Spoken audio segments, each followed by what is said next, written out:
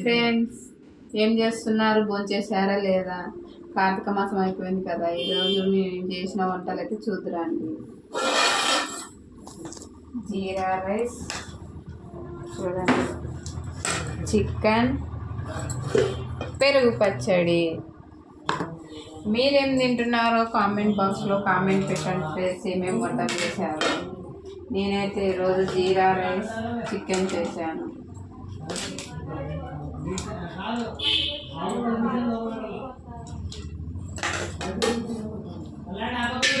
chicken